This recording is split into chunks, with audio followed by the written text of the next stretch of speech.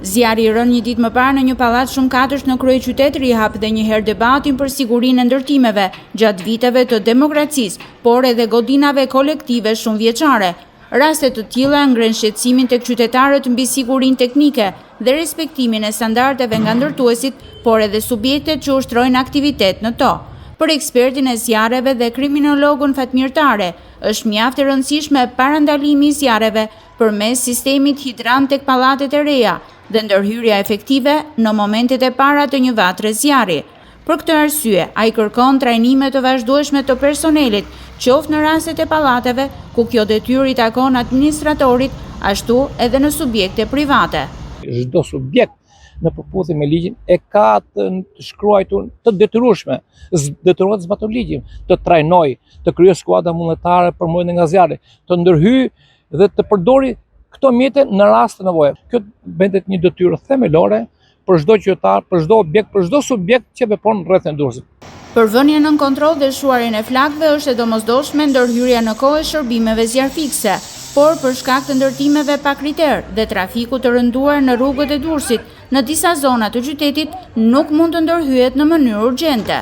Një nga zonat më të rrezikshme, për shembull që themi në kohën e verës, është edhe lagja një rrugat e Corrillave, duke qenë se ka shumë aktivitete tregtare, duke qenë se koha e pushimit, hoteleri, kjo rrugë ngarkohet. Mjeti zjarfikës e ka pak të vështirë për të shkuar në destinacion në kohën e dur, është rruga e Spitallës, mes i qytetit.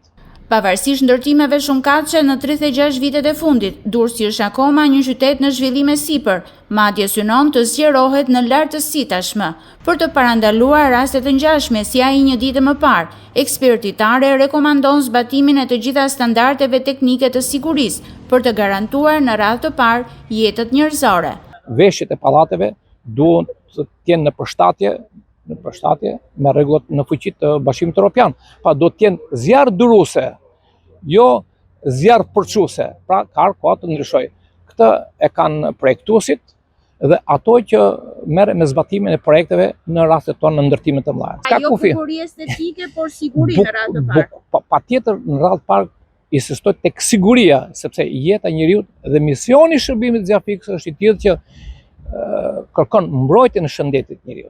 Zjarri i rënë në pallatin Arlis, pranë zonës së njohur si Farmacia 10 në Tiranë, shkaktoi djegjen e fasadës së ndërtesës, ndërsa sipas informacioneve paraprake, dyshohet se rreth 30 apartamente janë përfshirë nga zjarri. Bilanci i saktë i domeve pritet të përcaktohet gjatë ditës.